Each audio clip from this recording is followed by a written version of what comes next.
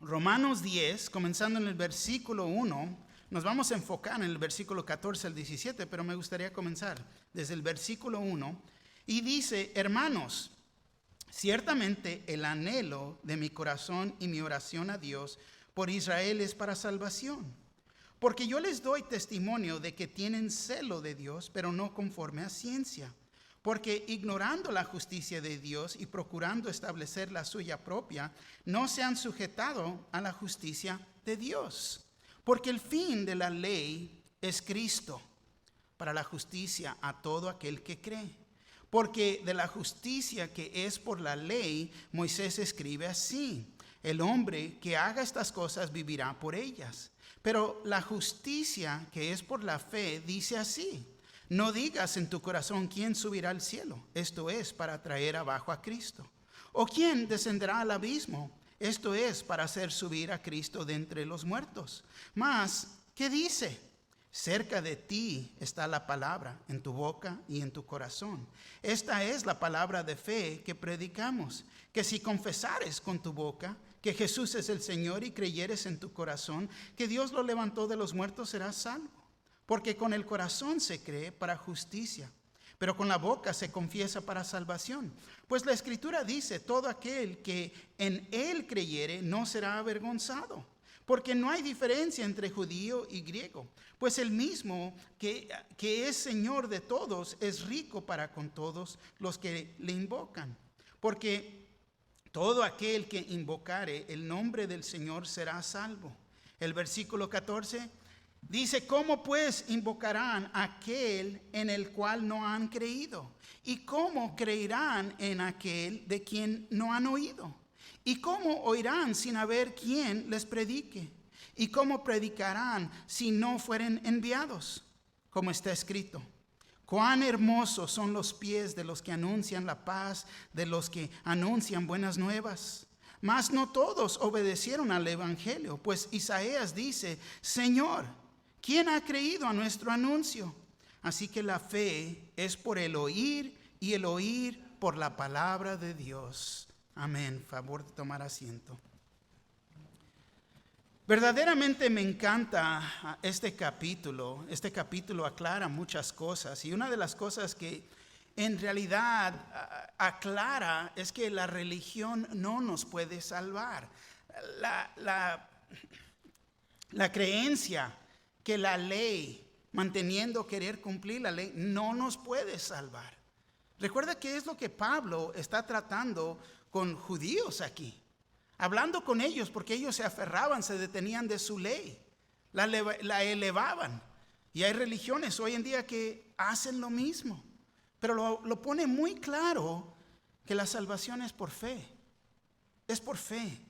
Y el tema de este capítulo es el rechazo de Israel. Y la semana pasada vimos los primeros 13 versículos. Vimos a Pablo, o Pablo más bien nos enseñó la responsabilidad del hombre. El Mesías vino a su pueblo, vino a Israel, pero la mayoría de la gente no estaban listos cuando Él vino. No lo estaban esperando, no lo anticipaban. Y en esa sección Pablo nos explicó 4 aspectos de la razón del por qué Israel rechazó su Mesías. Primero, no sentían una necesidad de por qué ser salvos. El versículo 1. Claro que Israel, ellos muy bien entendían que los gentiles necesitaban salvación, pero no nosotros, no. Nosotros no necesariamente. ¿Cómo no necesitamos salvación? Porque ellos ya tenían la mentalidad que ya estamos salvos. Es lo que ellos creían. Ahora, tenían celo por Dios, el versículo 2. Tenían tanto celo que ahora ellos, y lo dije de esta manera, han mejorado la ley de Dios. Le añadieron. Le pusieron muchas reglas, hicieron un yugo tan pesado que nadie la podía cumplir. Pero más importante, tenemos que reconocer que ellos mismos le aumentaron sus propias tradiciones y las hicieron igual a la ley. Hoy en día hay religiones que sus tradiciones y aún sus líderes son más que la palabra de Dios.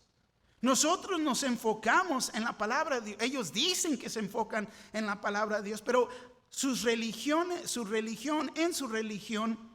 sus tradiciones han superado la palabra de Dios. Sus líderes son más que Cristo Jesús. Es increíble. Tenían un celo por Dios en su religión. Eran orgullosos, el versículo 3. El orgullo causaba que ignoraran la justicia de Dios. No es que no sabían, la ignoraban. No eran ignorantes de la justicia. En ellos nació y ellos intencionalmente, a propósito, en su propio orgullo, no quisieron someterse y establecer la voluntad de Dios, pero al revés, ellos quisieron establecer su propia voluntad. El yo no los permitía arrepentirse y confesar sus pecados para poder poner su confianza en su Salvador, en el Mesías, Cristo Jesús. Ellos mismos, el cuarto punto, malentendían su propia ley. Versículo 4 al 13, completamente toda de la religión judía apuntaba a la venida del Mesías. Todo. La ley les decía que eran pecadores en necesidad de salvación, pero ellos no habían captado este punto. En vez de reconocer que la ley era su ayo, su tutor, su guía, que los debería traer al pie de la cruz de Cristo Jesús, su Mesías, ellos no lo aceptaron. Ellos escogieron adorar la ley y rechazaban a su Salvador. Y es con esto, de esta primera porción, con el entendimiento de esto, que aquí progresamos y vemos, lo rechazaron. ¿Qué es el remedio de su rechazo? Y aquí normalmente les diera los puntos, pero se va a ir desarrollando el estudio. El primer punto, el remedio de su rechazo era enviar para invocar. Fíjate lo que dice el versículo 14. Pregunta, ¿cómo pues invocarán a aquel en el cual no han creído? ¿Y cómo creerán en aquel de quien no han oído? ¿Y cómo oirán sin haber quien les predique? Ahora, este pasaje es usado frecuentemente para las bases de los alcances de las obras misioneras. Muchas iglesias lo usan. Y en leyéndolo con toda razón, las iglesias los van a usar para las bases de mandar misioneros a muchos diferentes lugares. Pero tenemos que entender que la primera aplicación de este pasaje era para Israel. Porque recuerda que es primero el judío y luego el gentil. Entonces, la única manera en que los judíos que no creen van a ser salvos es en aceptar al Señor, creer en Él, creer que Él es el Mesías y que Él dio su vida en la cruz por ellos. Tienen que creer las buenas nuevas del Evangelio. Tienen que creer.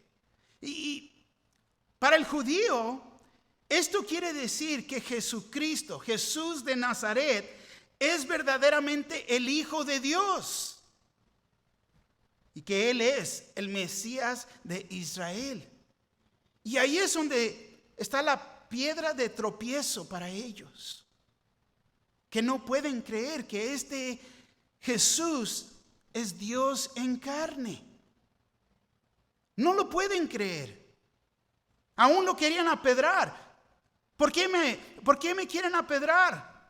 Porque tú mismo dices y te haces Dios. Era la razón. Porque no creían en Él.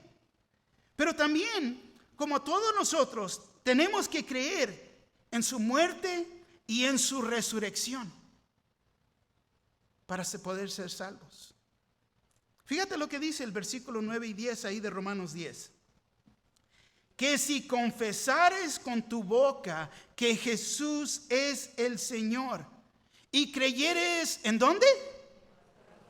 En tu corazón que Dios le levantó de los muertos será salvo, porque con el corazón se cree para justicia. Para poder ser justificado se tiene que creer en el corazón, pero con la boca se confiesa para salvación. De la abundancia del corazón la boca habla. Esto es lo que yo creo en mi corazón. Los religiosos creen en su mente y no en su corazón. Y les he dicho a través de los años que esa es la distancia entre el cielo y el infierno. Como de eso de 12 a 14 pulgadas. Porque todo religioso cree en Dios, pero creen en su mente y no en su corazón. No creen en Jesús. Creen en un Jesús. Jesús que es el hermano de Lucifer, que es un ángel creado. Pero no creen que es Dios en carne. Él es el sacrificio perfecto. ¿Por qué? Porque es Dios. Para poder creer, ellos necesitaban oír la palabra de Dios. Es la palabra de Dios, fíjate, y escucha, que causa el crecimiento de fe en el corazón del que oye. Causa el crecimiento de fe en el corazón del que oye. Romanos 10:17 dice, así que la fe es por oír y el oír por la palabra de Dios. Tenemos que entender esto, hermanos, hermanas. Muchos quieren presentar la salvación de Cristo Jesús, pero tienen que reconocer que son pecadores. Tiene que haber los dos, trabajan en... ¿Y cómo van a reconocer si ellos creen que pueden cumplir con la ley? Entonces no soy un pecador porque estoy cumpliendo la ley. No, eres un pecador porque no puedes cumplir la ley. Y si no puedes cumplir la ley, necesitas a Cristo Jesús, el único camino hacia el Padre. Esa es la importancia del libro de Romanos, es la importancia del mensaje. Porque muchos quieren hacer la decisión en emoción. Porque me siento así, me siento asá. No, sí, pero nunca se arrepienten de sus pecados. Creen en su mente y no en su corazón. El corazón, para entender, es todo nuestro ser. Es todo nuestro ser. Cuando crees con todo tu corazón, nadie te puede mover de ahí. Nada te puede mover. Esto quiere decir aquí entonces que el que proclama la palabra de Dios tiene que ser enviado, mandado. Y el enviado es enviado de Dios. Pablo quizás está recordando de que él mismo fue enviado. Él mismo recordándose lo que había pasado en su propia vida. Hechos 13, 1 al 3. Dice así. Había entonces en la iglesia que estaba en Antioquía profetas y maestros: Bernabé, Simón, el que le llamaban Niger, Lucio de Cirene, Manaén, el que se había criado junto con Herodes el patriarca, y Saulo. Ministrando estos al Señor y ayunando, dijo el Espíritu Santo: apártame a Bernabé y a Saulo para la obra a que los he llamado. Entonces, habiendo ayunado y orado, les impusieron las manos y los despidieron. Aquí vemos el llamado y el punto que fueron enviados. Dios los está mandando, el poder del Espíritu Santo, el poder de Dios con ellos. ¿Por qué? Porque el Espíritu mora en nosotros. Es muy posible que el Señor te pueda enviar a ti. Muy posible. Pero deja aclarar algo aquí. Muchos, podemos decirlo, hacen unos pensamientos, una idea de romance. Ay, me va a mandar Dios allá y voy a ir a hacer. Ay, pero Dios a lo mejor no te va a enviar a Sudamérica, no te va a mandar a África. Es más, ni te va a mandar a Tijuana. Pero simplemente te va a enviar con el vecino, con la maestra de tu hijo, con tu compadre, con tu comadre, o a tu familia. Pero muchos tienen la idea, ay, misionero. No. Comienza en nuestro propio Jerusalén. Y es donde Dios te tiene. Y si no puedes ser fiel con lo poquito que Dios te ha dado, ¿cómo te va a dar? ¿Cómo va a confiar más a ti? Continuamos. Cuán hermosos son los pies. Versículo 15. ¿Y cómo predicarán si no fueren enviados? Como está escrito, cuán hermosos son los pies de los que anuncian la paz, de los que anuncian buenas nuevas. Y quiero que entiendan, esta cita es usada en tres diferentes maneras. En el pasado, en el futuro y en el presente. En el pasado, Nahum 1:15.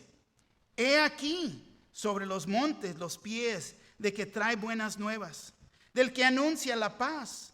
Celebra, oh Judá, tus fiestas, cumple tus votos, porque nunca más volverá a pasar por ti. El malvado pereció del todo. La referencia aquí de Nahum tenía que ver con la destrucción del imperio de Asiria. Los enemigos que odiaban a Israel. Y para poder entender esto, irnos un poquito más profundo, no sé si se recuerdan de un varón llamado Jonás, ¿no?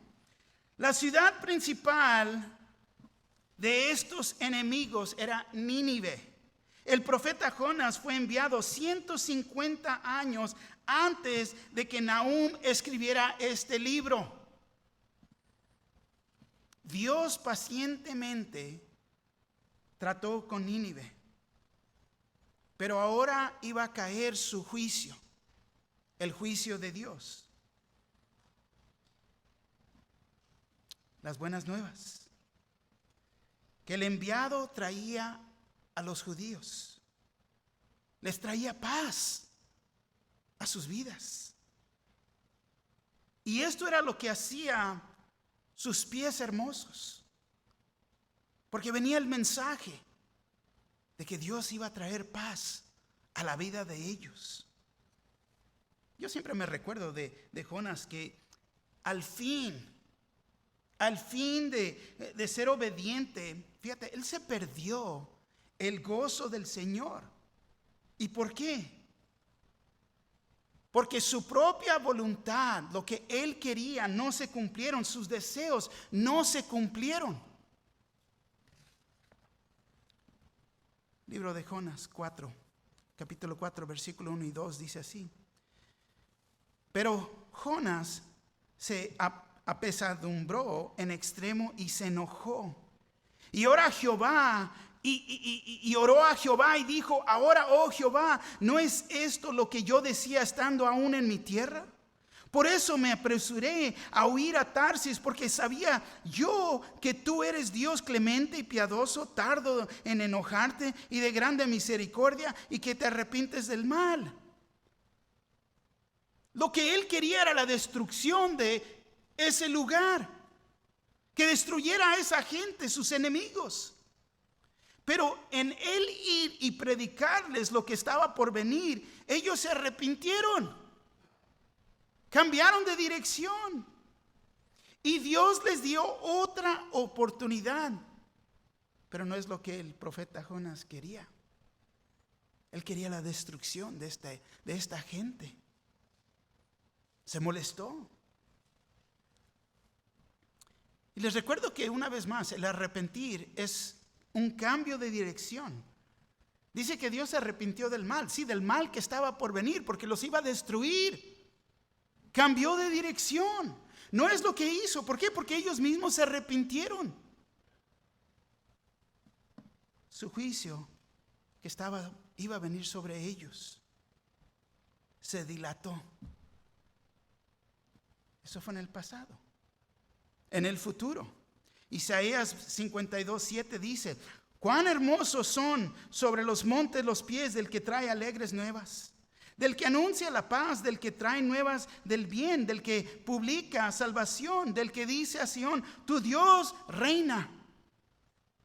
Isaías usó esto para un tiempo en el futuro, en el regreso de nuestro Señor Jesucristo y cuando Él va a establecer su reino. Voltea conmigo, vamos a Isaías. Vamos al libro de Isaías. Capítulo 52 de Isaías.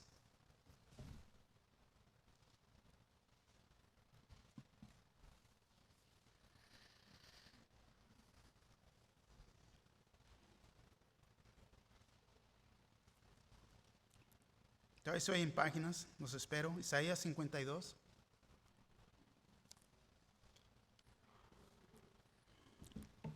Comenzando en el versículo 7, nos dice, declara, cuán hermosos son sobre los montes los pies del que trae alegres nuevas, del que anuncia la paz, del que trae nuevas del bien, del que publica salvación, del que dice a Sión: tu Dios reina. Voz de tus atlayas, alzarán la voz, juntamente darán voces de jubileo, porque ojo a ojo verán que Jehová vuelve a traer a Sión. Cantad alabanzas, alegraos juntamente, soledades de Jerusalén, porque Jehová ha consolado a su pueblo, a Jerusalén ha redimido. Jehová desnudó su santo brazo ante los ojos de todas las naciones, y todos los confines de la tierra verán la salvación del Dios nuestro. El enviado de Dios anunciara que Dios ha derrotado los enemigos de Israel y que el Mesías reine en Jerusalén. Entonces esto es en el futuro. Pero vemos aquí una vez más que de los pies del que trae alegres nuevas, del que anuncia la paz. Ahora en el presente, vimos en el pasado, vemos en el futuro, en el presente. Aquí en nuestro texto nos dice cuán hermosos son los pies de los que anuncian la paz, de los que anuncian buenas nuevas. Los mensajeros que traen este mensaje. Y Pablo usa estas palabras en el presente. Los enviados del evangelio están llevando las buenas nuevas a una Jerusalén, tanto como el resto del mundo. Hoy en día, en el presente, la paz del versículo 15 es la paz con Dios. Paz porque cuando uno recibe al Señor ya no es un enemigo.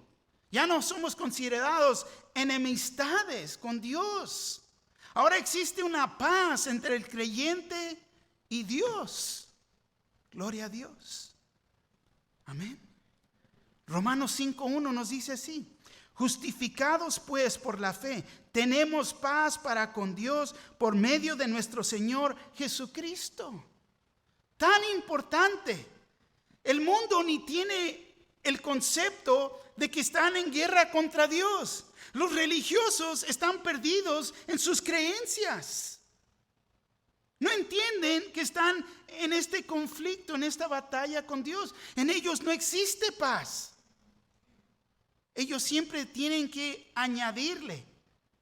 Siempre tienen que hacer. Siempre tienen que cumplir. ¿Por qué? Porque no están creyendo en fe.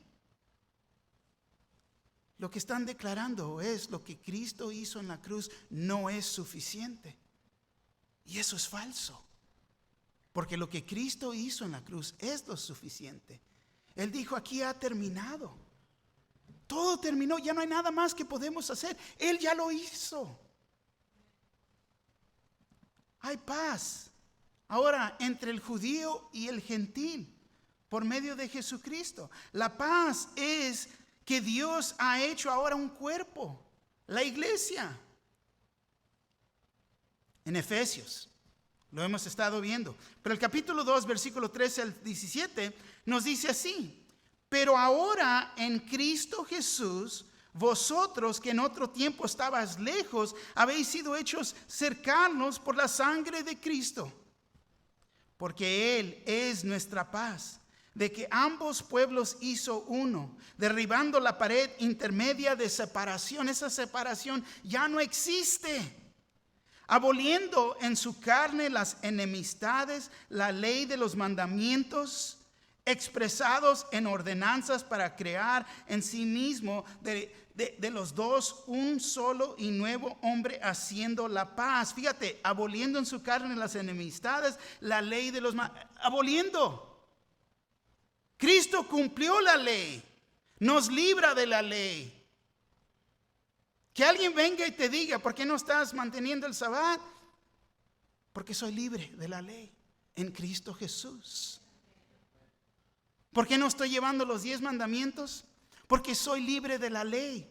La ley fue dada no a los gentiles, pero a los judíos, para que ellos entendieran y pudieran proclamar la verdad de que necesitamos un Salvador, el Mesías Cristo Jesús. Y dice, y mediante la cruz reconciliar con Dios a ambos en un solo cuerpo, matando en ellas las enemistades. Y vino y anunció las buenas nuevas de paz a vosotros que estabais lejos y a los que estaban cerca. Entonces anunció esa paz. Puedes tener paz con Dios, todo gentil, tanto todo judío, por lo que Cristo ha hecho. Wow. Entonces, en viendo todo esto, el remedio de su rechazo es oír la palabra de Dios, el evangelio, y creyendo en Jesucristo reciben las buenas nuevas, las noticias que tenemos paz con Dios. Se van a aferrar los religiosos de su religión. Es lo que los judíos hacían. Pero más claro no lo puede poner Pablo aquí, para que podamos entender. Es más, el tercer punto pregunta, ¿quién ha creído nuestro anuncio? Fíjate lo que dice el versículo 16.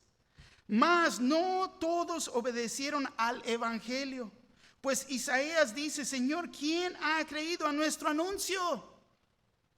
No todos han creído el evangelio. Han creído su religión, han creído la ley, han creído sus líderes religiosos, pero lo que no han creído es la palabra de Dios. No lo creen. La cita viene de Isaías 53, que pregunta, ¿quién ha creído a nuestro anuncio? ¿Quién ha creído nuestro anuncio? ¿Y sobre quién se ha manifestado el brazo de Jehová?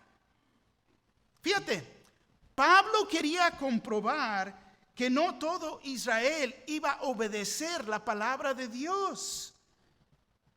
Que no lo iban a creer, no lo iban a obedecer. Y Isaías 53 es uno de los grandes capítulos mesiánicos. Proclama quién es Cristo Jesús, tanto lo que Él iba a hacer. Cuando lo lean a su tiempo, noten que es una descripción de su sufrimiento, del sufrimiento de nuestro Mesías, de nuestro Señor. Pero los judíos ven este capítulo como una descripción de Israel, de la nación. Se lo aplican a la nación y no a Cristo Jesús. Pero cuando lo lees, uno que cree va a decir, ¿cómo es posible que vayan a creer? Pero es lo que creen. Es más, vamos a Isaías. Ya estamos ahí, fíjate, volteale al capítulo 53. Isaías 53.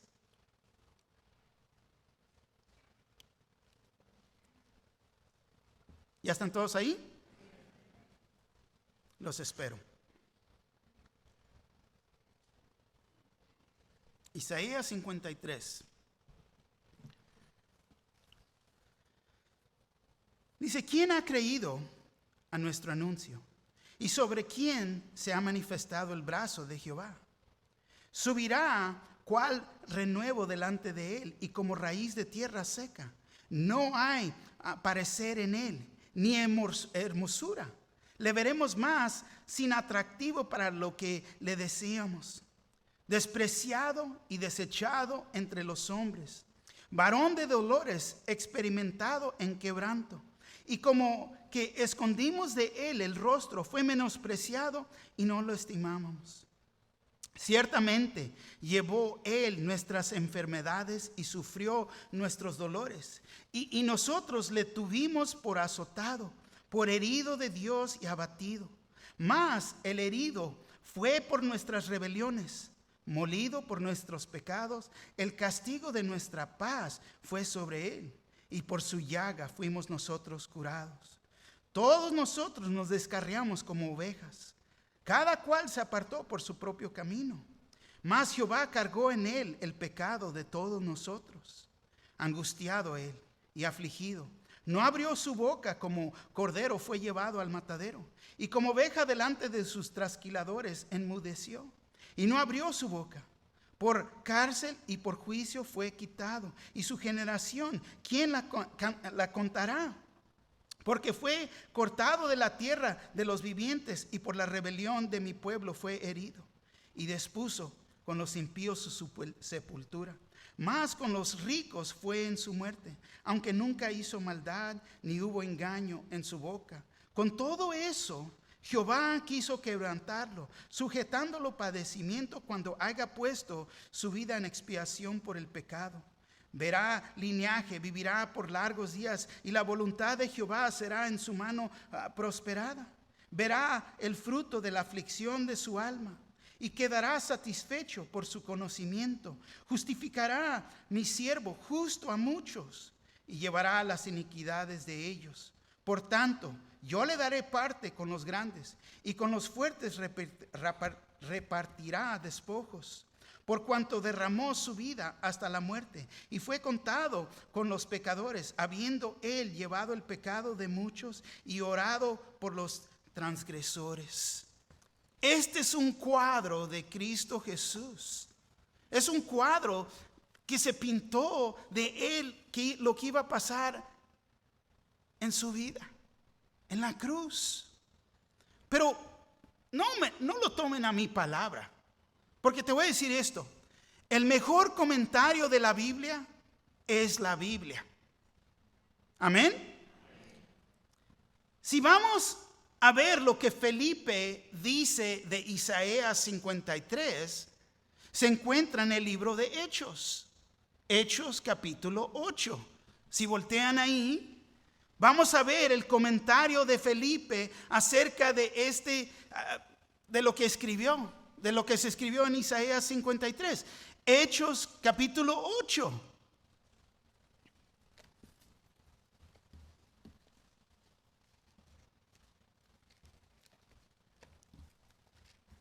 Hechos capítulo 8. Comenzando en el versículo 26. ¿Ya llegaron? Aquí vamos a ver lo que dice Felipe. Comenzando en el versículo 26 dice: un ángel del Señor habló a Felipe, diciendo: levántate y ve hacia el sur, por el camino que desciende de Jerusalén a Gaza, el cual es desierto. Entonces él se levantó y fue. Y sucedió que un etíope, eunuco, funcionario de Candace, reina de los etíopes, el cual estaba sobre todos sus tesoros y había venido a Jerusalén para adorar, volvía sentado en su carro y leyendo al profeta Isaías. Y el Espíritu dijo a Felipe: acércate y júntate a ese carro. Y acudiendo Felipe, le oyó que leía el profeta Isaías, y dijo: ¿pero entiendes lo que lees? Él dijo: ¿y cómo podré si alguno no me enseñare? Y rogó a Felipe que se subiese y se sentare con él. El pasaje de las Escrituras que leía era este: como oveja a la muerte fue llevado, y como cordero mudo delante del que lo trasquila. Así no abrió su boca, en su humillación no se hizo justicia. Mas su generación, ¿quién la contará? Porque fue quitada de la tierra su vida. Respondiendo, el eunuco dijo a Felipe: te ruego que me digas, ¿de quién dice el profeta esto? ¿De sí mismo o de algún otro? Entonces Felipe, abriendo su boca, comenzando desde esta escritura, le anunció el evangelio de Jesús. Y yendo por el camino, llegaron a cierta agua, y dijo el eunuco: aquí hay agua, ¿qué impide que yo sea bautizado? Felipe dijo: si crees de todo corazón, bien puedes. ¿Dónde debe de creer? Todo su corazón. Y respondiendo dijo: creo que Jesucristo es el Hijo de Dios. Y mandó parar el carro. Y descendieron ambos al agua, Felipe y el eunuco, y le bautizó. Cuando subieron del agua, el Espíritu del Señor arrebató a Felipe, y el eunuco no le vio más, y siguió gozoso su camino. Pero Felipe se encontró en Azoto, y pasando, anunciaba el evangelio en todas las ciudades hasta que llegó a Cesarea. Fíjate, ¿de quién es? ¿De quién es la cita? ¿De quién habla Isaías 53? De Cristo Jesús. Anunció el evangelio, porque ahí se declara el gran sufrimiento que Él hizo por nosotros, que murió en la cruz por todo transgresor. En el día de Isaías, la gente no creía en la palabra, tanto como hoy en día. Veremos en Juan capítulo 12 la explicación de cómo pudieron ver milagros y señales de Jesús y todavía no creer. Los judíos vieron todo esto. Juan capítulo 12. Ellos vieron estos milagros y aún así no creyeron en su Mesías. Juan capítulo 12, versículo 37 al 41. Pero a pesar de que había hecho tantas señales delante de ellos, no creían en Él, para que se cumpliese la palabra del profeta Isaías, que dijo: Señor, ¿quién ha creído a nuestro anuncio? ¿Y a quién se ha revelado el brazo del Señor? Por esto no podían creer, porque también dijo Isaías: cegó los ojos de ellos y endureció su corazón, para que no vean con los ojos y entiendan con el corazón y se conviertan, y yo los sané. Isaías dijo esto cuando vio su gloria y habló acerca de Él. Isaías pudo ver al prometido, el Mesías, a Cristo Jesús, y proclamó esto. Porque no querían creer, el juicio de Dios vino sobre ellos. Y luego no pudieron creer. Porque no quisieron creer, los llevó al punto de que no pudieron creer. En saber esto, te voy a decir, me duele. Me duele tanto cuando una persona que está escuchando el evangelio y no lo quieren aceptar. Porque no quieren creer. Me duele porque no quieren hacer esa decisión. Y ellos están en peligro de perder la oportunidad de salvación. Digo esto porque quizás después no pueden creer. Y muchos religiosos se encuentran en esas circunstancias. Creen que están salvos, pero aquí los propios judíos no estaban salvos. Creían que estaban salvos, creían en su ley, creían en su religión. ¿Cuántas personas no en este mundo creen que están salvos en su religión? ¿No quieren creer la verdad de la palabra de Dios? No quieren creer lo que está declarado. Y llega el punto que no pueden creer. Vimos y estudiamos cómo Faraón endureció su corazón. Y después Dios endureció el corazón de Faraón. Y es donde cada uno creyente, tenemos que creer. Es en nuestro corazón. Tiene que haber arrepentimiento. Hechos 17:30 dice así: pero Dios, habiendo pasado por alto los tiempos de esta ignorancia, ahora manda a todos los hombres en todo lugar que se arrepientan. Antes éramos ignorantes de estas cosas, pero se ha declarado. La hemos oído. Él pide que haya arrepentimiento. Aparte de creer, tiene que haber obediencia. Porque estoy salvo, hago. Romanos 6:17 dice, pero gracias a Dios, que aunque eras esclavos del pecado, habéis obedecido de corazón a aquella forma de doctrina a la cual fuisteis entregados. Fíjate, obedeciendo de corazón a aquella forma de doctrina. ¿La doctrina de qué? De que Cristo Jesús es Dios en carne. Que Él dio su vida en la cruz por mis pecados. Su sangre fue derramada. Él era perfecto. No se merecía eso. Yo era el que me merecía eso. Murió en la cruz por mis pecados y fue enterrado, pero se levantó al tercer día, de acuerdo a las Escrituras. Cristo vive y Él desea que nosotros vayamos a vivir. No, pero es que también tienes que cumplir la ley. Pero es que también tienes que... No. Es por fe y oír la palabra de Dios. Verdadera fe tiene que tocar la voluntad de uno y el resultado es una vida cambiada. ¿Qué es la conclusión aquí? El versículo 17 nos dice, así que la fe es por el hacer, no, por el oír, y el oír por la palabra de Dios. ¿Por qué no te pones? Ven, deja enseñarte nuestra revista. No. Fíjate lo que estamos estudiando. Fíjate de lo que nos tenemos que detener. Sabemos que este pasaje primeramente es para Israel, pero es para todas las almas que están perdidas en este mundo.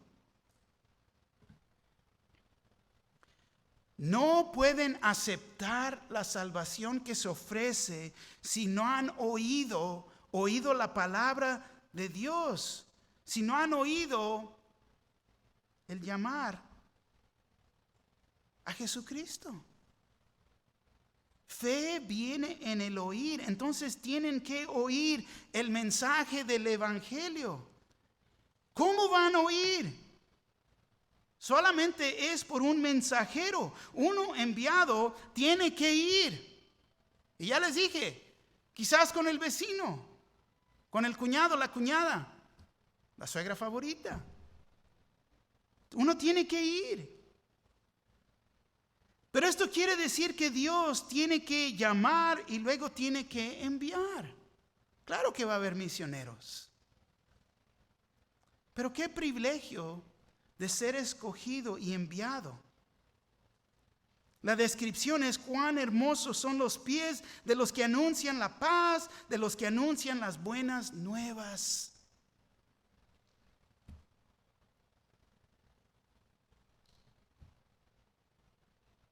Vamos a la playa, vamos a la alberca. Tengo hermanas que tienen unos pies pero bien hermosos, sin callos, ¿no?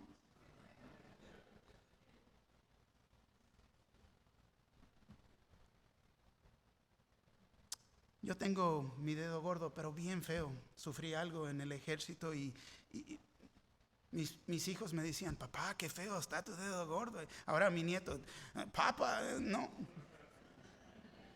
Sí, lo sé. Pero Dios no mira mi dedo gordo.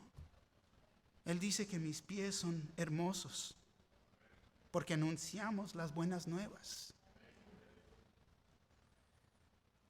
El mandamiento de alto, Marcos 16:15. Y les dijo: id por todo el mundo y predicad el evangelio a toda criatura. A toda criatura. El ruego de abajo es en Lucas 16, 27. Entonces le dijo: te ruego pues, Padre, que les envíes a la casa de mi padre.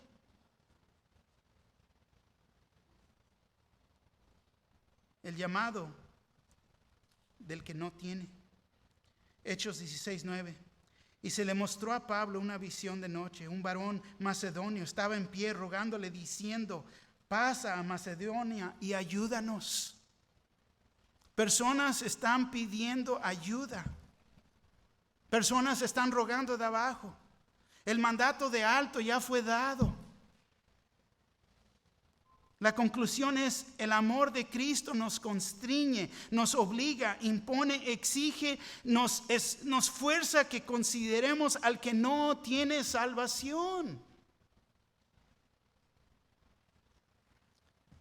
Segunda de Corintios 5, 14 al 15 dice así: porque el amor de Cristo nos constriñe, pensando esto, que si uno murió por todos, luego todos murieron. Y por todos murió, para que los que viven ya no vivan para sí, sino para aquel que murió y resucitó por ellos. Ya no vivimos por nosotros. Vivimos por aquel que nos ha dado vida, vida eterna. De aquel que nos ha perdonado de nuestros pecados. Pero ¿qué estamos haciendo con esto que se nos ha dado? ¿Qué vas a hacer en este día con el mensaje que has oído? ¿Qué vas a hacer? ¿Salvación para todo aquel que no cree? ¿Vas a responder y creer de tu corazón? ¿O seguir creyendo en tu mente? Creyendo en religión, creyendo en buenas obras, creyendo en líderes religiosos. Cuando la salvación viene a nuestras vidas, el resultado es que hay obediencia de nuestra parte. No podemos contener lo que tenemos adentro de nosotros. Debe de fluir de adentro de nosotros ríos de agua viva, porque Él mora en mí. El que está perdido en la religión no entiende estas cosas.